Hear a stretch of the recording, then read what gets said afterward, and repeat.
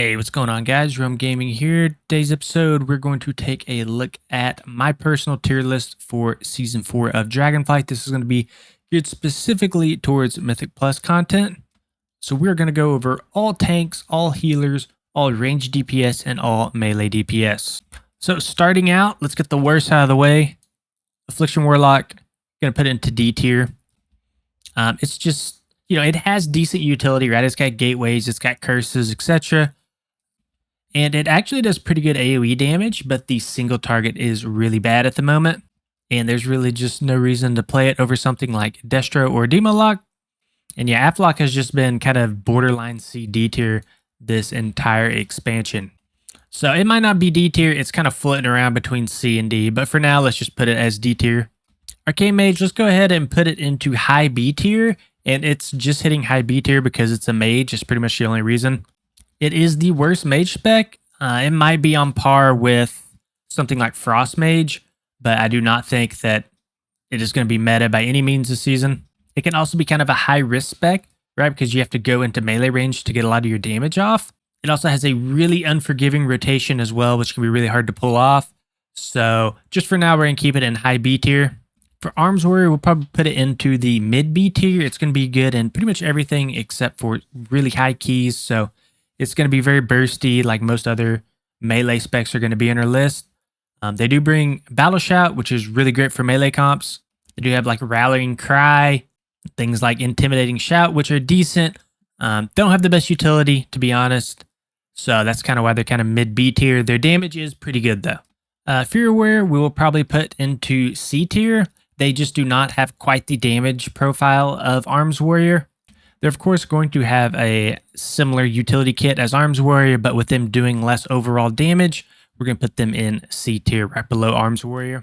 Just melees in general, you'll kind of see this throughout this list, but melees in general are just going to be a bit lower than casters this season. And unfortunately, that just pushes Fury further and further down the tier list. Now, Fury and Arms are both going to be pretty good if you are sitting at 8 targets or less, but of course, as you get into higher and higher content, that's where you're going to kind of see them fall down the tier list. Up next, we have Assassination Rogue. We're going to put this into C tier. This is probably the worst of all the Rogue specs. There's no reason to really bring one over something like Outlaw or Sub.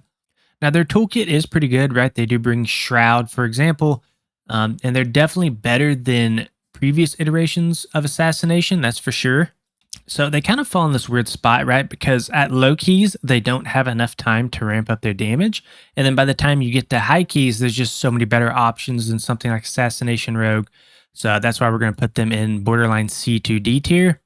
Then for A tier, we're going to be putting Balanced Druid here. Just my quick disclaimer, nothing is going to be put into S tier unless it's just absolutely meta, right? So Balanced Druid is just going to be one of those flex options that you can run at high-end keys, just kind of depending on your comp. So they're going to be really bad in low keys, but once you kind of start getting into higher keys where you can kind of ramp up your damage, that's where you're going to see a lot of the power of Balanced Druid. Now, just using numbers from like previous seasons, even in like low 20s, you're not going to get the full value of something like a Balanced Druid. It all depends on your group, right? How geared they are, but you really have to be pushing pretty high content to get a ton of value out of something like Balanced Druid. Now, of course, they do have their insane utility. So they bring things like Mark of the Wild and Nature's Vigil. They also bring things like Innervate, Soothe, Typhoon. So all that stuff, of course, is useful in low keys. But where you get the most value of something like a Balanced Druid, in my opinion, is going to be in high keys. So, of course, we're going to put them in A tier for now. Let's go ahead and do Beast Mastery Hunter next. So Beast Mastery Hunter is going to be going into probably C tier. Actually, we'll go ahead and bump them up to the low end of B tier. They do have a really good damage profile. They have good uncapped AoE. The utility isn't super good, and their survivability is very bad. So typical Hunter things there. They desperately need to be buffed in the survivability department. In my opinion, it's been this way for all of Dragonflight. So truly, truly very mid. Up next, we have Blood DK. They're going to be probably the worst tanks this season. I've heard that they're having major talent tree issues right now. And, Blood DK used to be used mainly for their high survivability as a tank, right? They had all that self-sustain, all that healing. But now we're starting to see a whole bunch of other tanks that also have really good self-sustain. So they kind of lost their niche. So they're still going to be able to push really, really high keys.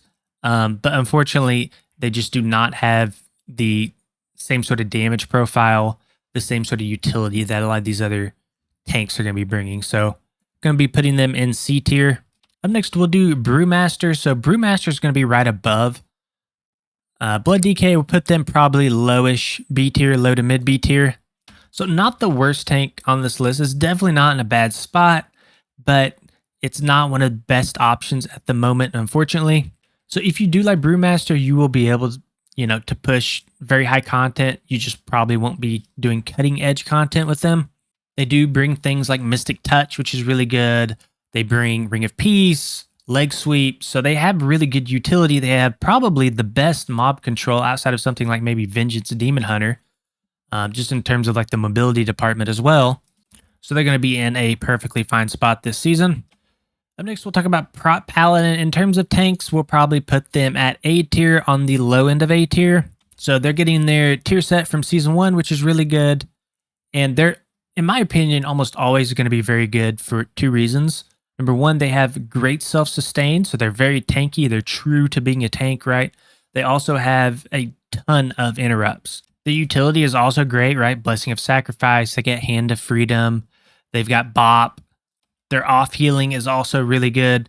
So truly just great in the survivability department. So they're going to be one of the better tanks, in my opinion, this season. Up next, we'll talk about Prot Warrior. We will probably put them on a very similar footing to something like Brewmaster Tank. So again, very mid, right? Decent survivability, decent damage. They're just good in general all around. One thing that they do kind of lack compared to something like Protection Paladin or something like even a Guardian Druid, which we haven't talked about yet, is they just kind of lack off healing to kind of help their healer and help their group out. They also just don't bring quite as much utility as something like a Guardian Druid or a Prot Paladin. So all three of these tanks right here, they're kind of interchangeable. They're all kind of B to C-ish tier.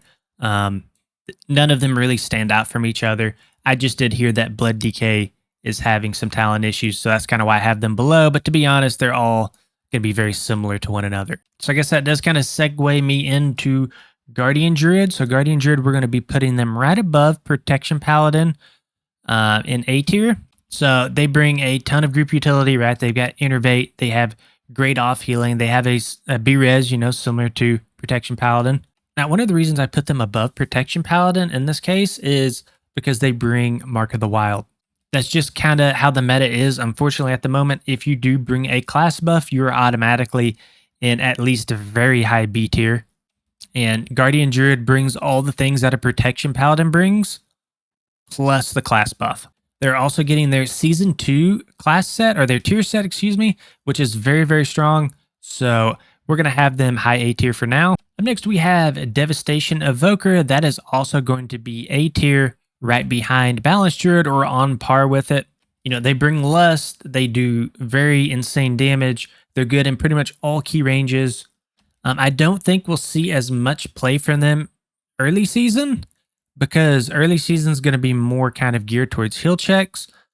So Augmentation Evoker might be a little bit more valuable early season, but as the season goes on and we get kind of checked by timers, I do think that Devastation will see kind of a rise in play. So to be clear, you can play either Devastation or Augmentation.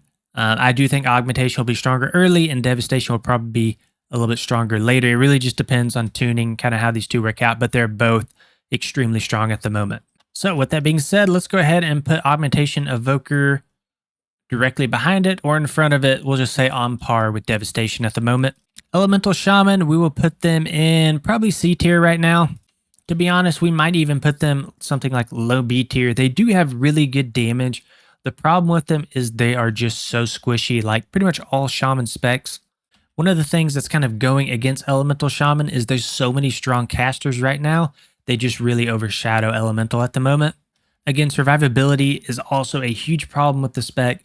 So don't think we'll be seeing them in super high content. However, they will be fine for a majority of the player base. Now, they of course bring things like Bloodlust, they have Earth Elemental Totem, they have Hex, Purge, Poison Cleanse. They have a lot going for them in the utility department, but again, they're just so squishy, it's just kind of hard to justify them when there's so many better options for casters at the moment. Next, we have Enhancement Shaman. We'll be putting them probably in the C tier, kind of on par with Fury Warrior. Again, casters are so good at the moment, just kind of pushes melee down a bit more. Again, very similar to Elemental Shaman. They do bring a really good utility. They have Purge, Thunderstorm, Poison Cleanse. They bring Lust. They have Sundering as well, which is a pretty good AoE stop. They also bring pretty good funnel damage. But unfortunately, their AoE profile is just not as good as something like Elemental Shaman at the moment, especially as packs grow in size. They suffer from the same weight defenses as well as Elemental Shaman, so we're going to keep them in C tier right now. Up next, we'll talk about Feral Druid. This is going to be somewhere around Affliction, maybe slightly worse, maybe slightly better. Probably a little bit better than Affliction. Their biggest problem is just the damage that they output. They have insane utility. It's just that the damage isn't there, unfortunately. Now, they, of course, from the utility department, they have Mark of the Wild, they have Innervate, they have access to Nature's Vigil, Soothe, Typhoon, all that crazy stuff. But when you're in a meta like this where range DPS is so much stronger than melee, to be high on the tier list, you're going to have to do really good damage to be able to compete with some of those ranged specs. And unfortunately, Feral Druid is just not there at the moment. Up next, let's talk about Fire Mage. Fire Mage will be, on par with something like Balanced Druid. Now, Fire Mage is not going to do as much overall damage as something like Balanced Druid. You typically see Fire Mage in funnel scenarios, and they also bring a very good single target sort of priority damage. Now, they also bring, of course, very good mage utility, right? They have Lust, they have Intellect that they bring. They're very tanky. They have Ice Block. They bring Mass Barrier. They have a ton of things that they just bring to the group. So when you have that kind of damage profile with that kind of utility, they're just going to be high on the tier list. So not a super pug-friendly spec. However, if you're playing with a very coordinated group around those combust windows, you're going to see them very high, potentially even S tier in the right group. Up next, we'll go ahead and talk about Frost Mage. So in terms of the utility department, it's going to be the exact same as Fire Mage. However, it's going to be kind of depending on the group that you play with. I'd say Frost Mage is going to be more pug friendly. So Frost Mage has the potential to be way up here, a high A to S tier, where Frost Mage doesn't really have that potential, but you could see the overall damage from a Frost Mage be higher than a Fire Mage, depending on, how groups pull. So very strong, going to be mid of the mage specs. It will definitely be better than Arcane Mage, but probably not going to be as good as Fire Mage. Okay, let's go ahead and get into some healers here. Let's talk about Holy Priest and Disc Priest. We'll just kind of talk about them together. Both of them are going to be A tier. Now, one of the things we haven't really talked about yet is the problem with these two specs. They could potentially be high A tier. And depending on how tuning goes this season, we'll just have to see. But the reason that they're going to be kind of mid to low A tier is because Shadow Priest exists. So we'll talk about Shadow Priest directly after this. But for now, Holy Priest and Shadow Priest, they do both very good damage. They have very good throughput. Holy Priest did get reworked at the end of Season 3. So they bring very good damage now, which is very nice to see. However, they are both going to bring very similar utility to something like a Shadow Priest. So let's go ahead and talk about Shadow Priest. This is going to S tier immediately. So Shadow Priest has one of the best damage profiles at the moment. They, of course, have, Power Word Fortitude. They have Power Infusion. Again, this is utility that the Healing Priest have as well. They also have things like Mass Dispel. They got Vampiric Embrace for off healing. They've got Disease Dispels. They've got Dominate Mind, which is really good. They just got so many things going for them on top of their insane damage profile. So they're going to be S tier. They've been S tier for the majority of Dragonflight as well. So not seeing much change there. Just to add to the list, right, they also have like Power Word Shield, and they also have Mind Soothe, which is going to be great for skipping packs. So again, Shadow Priest remains S tier. Okay, now that we've been looking at some good classes here for a minute, let's go ahead and get back to another D tier class. That's going to be Holy Paladin. So this is the worst healer in the game by far right now. I've heard from multiple sources. They're saying this is the worst iteration of Holy Paladin that they have ever played. I can also attest to that myself because I did play them a bit in Season 3. And in my opinion, the HPS just isn't there. Any sort of fight where you actually have to heal, they're just not going to be able to keep up. Their Holy Power spenders are also pretty bad at the moment. They just don't feel effective at all. So Holy Paladin is in desperate need of buffs, so we're going to put them in D tier. Marksmanship Hunter, we're going to put them in B tier. So they do bring lust, and then, again, just typical Hunter things. They're insanely squishy. So they're going to be really good on low keys because they're so bursty.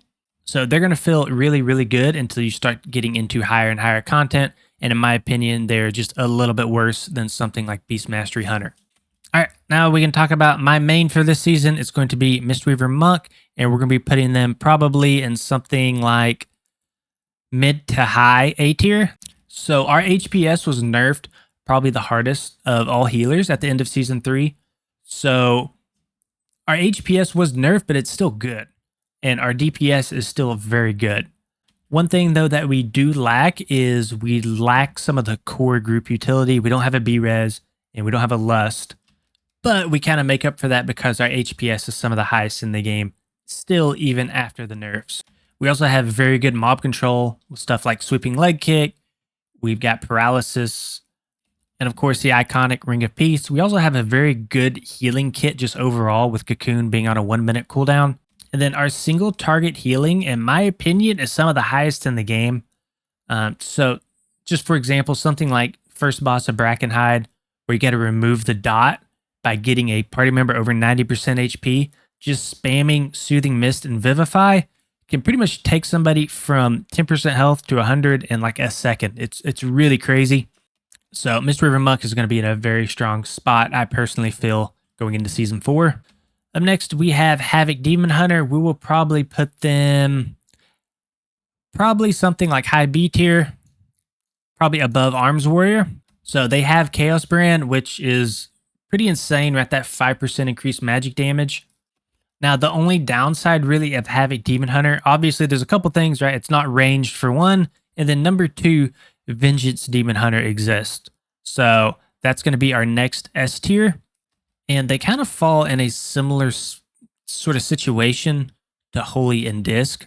So they kind of get bumped down a little bit just because they have another spec that's just so much better than them. So we will get back into Vengeance here in just a second, but going back to Havoc, they did also get nerfed a lot towards the end of Season 3, but they're still very strong. They have great group utility. They have a single target stun. They have an AoE stun. They have purges, etc. So they're still in a really good spot. But unfortunately, Vengeance Demon Hunter is going to take that Demon Hunter spot in most comps. So with that being said, let's go ahead and get into Vengeance Demon Hunter since it's on the list now. So they're keeping their Season 3 tier set, which was very strong in my opinion. And then just because all these other range DPS, we're kind of in a magic damage meta at the moment, that's just going to make Vengeance Demon Hunter so much stronger due to Chaos Brand. And the reason they're so strong right now is due to how their sigils work. So they got Sigil of Silence they can bring, Sigil of Chains. I believe there's also one called Sigil of Misery, which is like an AoE sort of disruption. So Vengeance Demon Hunter can kind of make up for the shortcomings of all these range specs, right? That don't have as many interrupts as something like a melee spec.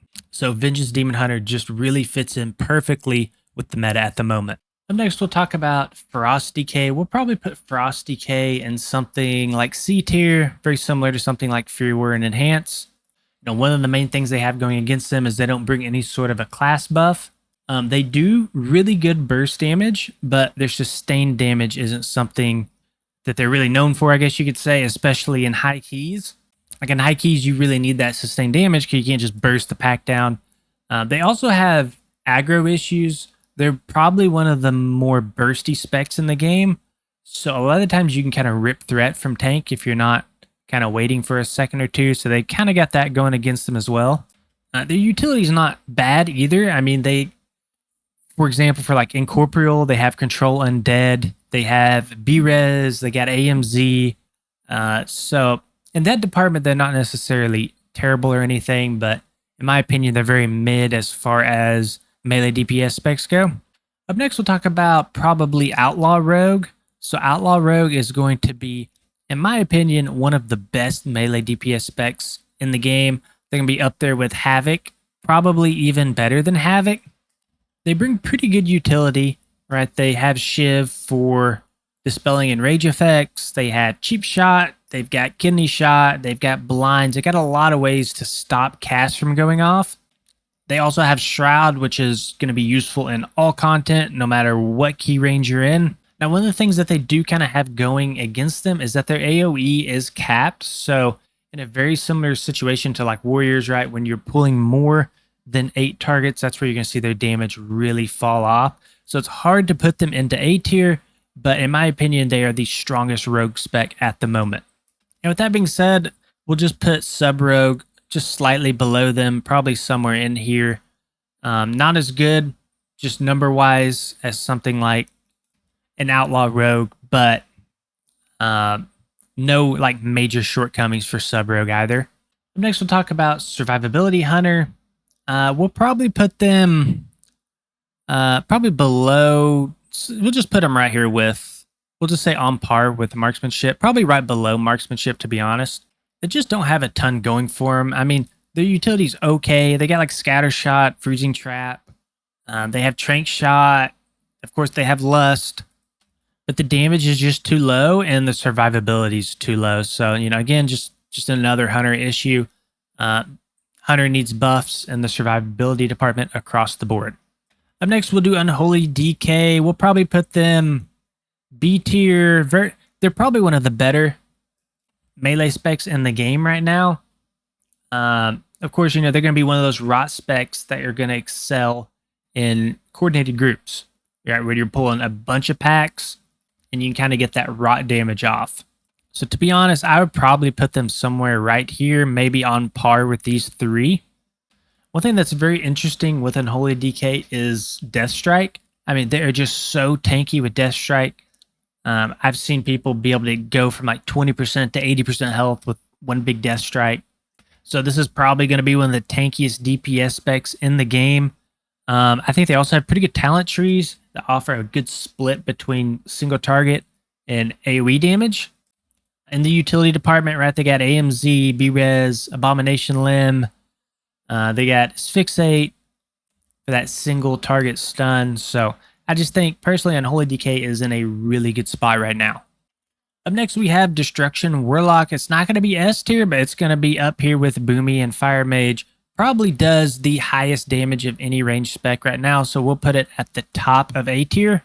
So very similar to these specs, it takes a lot of ramp time, so you're not going to see a ton of value out of them in lower to mid-range keys, but when you do get to those high-range keys, that's where Destro Lock really does shine.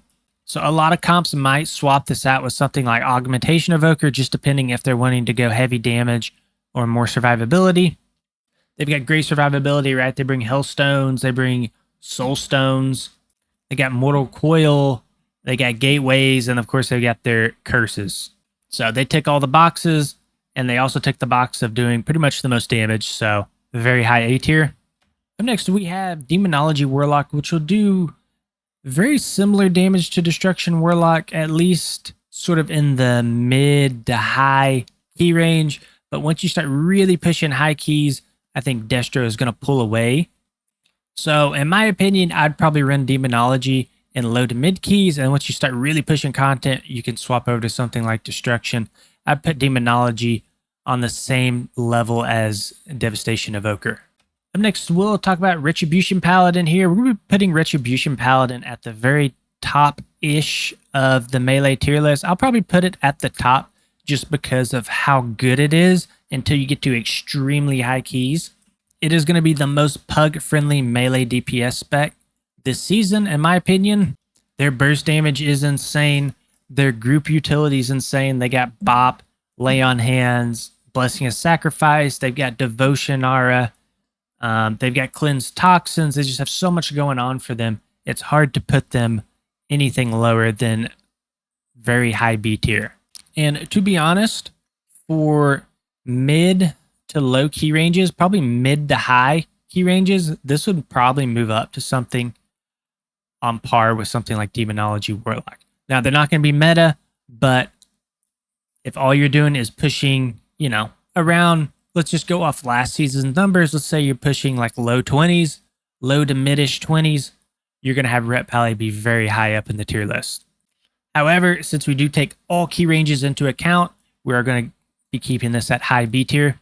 All right, let's talk about our very last DPS spec, I guess melee DPS spec. It's going to be Windwalker Monk. Windwalker Monk is going to find itself in a pretty similar spot to this group here. So we're going to put it kind of on the lower end of that, probably somewhere in between Arms Warrior and Sub Rogue. We'll just kind of put it below. We'll just kind of put it on par with these three specs here.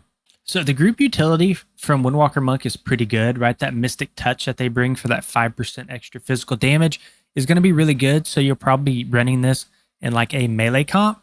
And, classes and specs that run a lot of physical damage. So you could probably run this with something like a Prot Warrior would be really good. Something like a Guardian Druid would be really good. Now, one of the areas that they lack, in my opinion, is they don't bring Lust and they don't bring a B-Res. But, of course, in the mob control department, they bring a Peace, Leg Sweep. They also bring Paralysis. And then Detox is really good when you need that extra Dispel for fixes.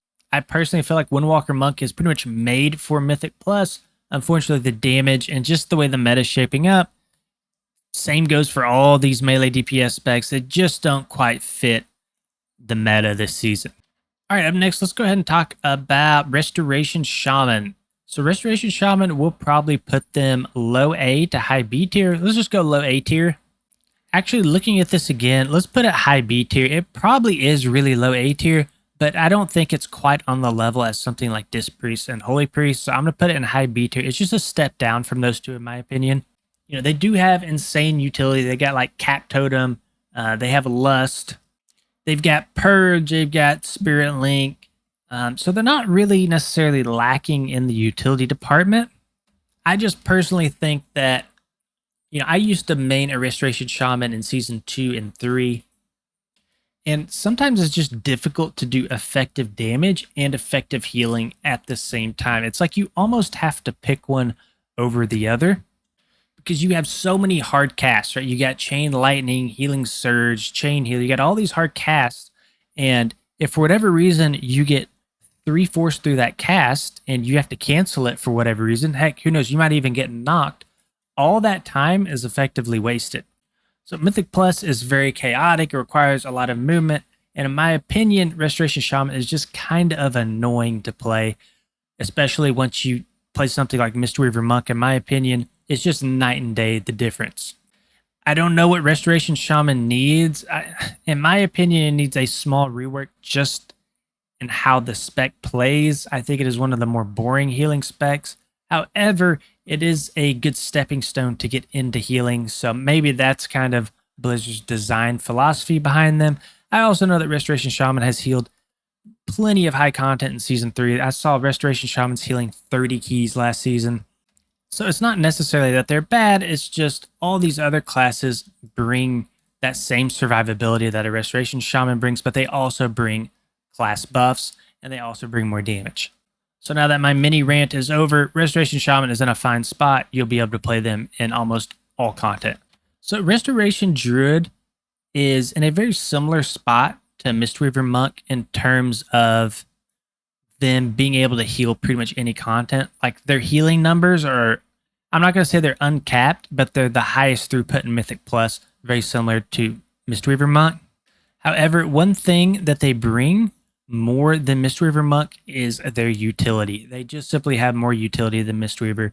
They've got Mark of the Wild, they've got Nature's Vigil, Innervate, Soothe, they got Typhoon, they've got Incap. They got so many things going on for them that they actually are in S tier. One thing that's also very cool about them, I think, is that they can swap to bear form. They can soak a lot of major mechanics. So the only time you won't be running Resto Druid right is if you're probably running another one of these Druid specs, if you're running something like Balanced Druid or Guardian Druid. So this is going to be a very good season for Druid mains unless you play Feral. Then finally, we have Preservation Evoker, which I personally think is going to sit just below Mistweaver Monk here, right? And so this mid A tier. In terms of throughput, to be honest, we'll just put them right here with the other priest healers. I think in terms of throughput, they're going to be in a very similar spot. I will give them a slight bump though, just because Shadow Priest is so high. They will of course have access to the legendary items, so that's going to give them a slight bump as well. One of the things with this spec is you do probably want to be running a melee sort of comp. So I guess it just kind of depends on how you look at it. Since melee is a little bit weaker this season, that could be a bump down. So some people might kind of see them below priest, right? Because you kind of want to focus on a melee comp. And the reason you want to focus on a melee comp, of course, is because there's so many skill shot reliant abilities in their kit. So it's going to be a real pain if you're playing with a whole bunch of casters who aren't stacking. So it just kind of depends on how coordinated your group is. If you're running with coordinated casters who stack for you, then, you know, once again, they could bump up again above priests. So these are all going to be kind of very similar, these three healer specs here. All right, guys, that's just my overall sort of general opinion for Season 4 Dragonflight Mythic Plus. Let me know in the comments if you agree with some of this, or if you don't, if you think I'm off my rocker on some of these specs. Just note that if you are watching this video later into the season, this could have completely changed. So if there is a major shakeup in the meta, I will try to make another video and just try to update our list here. So if you enjoyed the video, please consider liking and subscribing to the channel. We will see you all in the next one.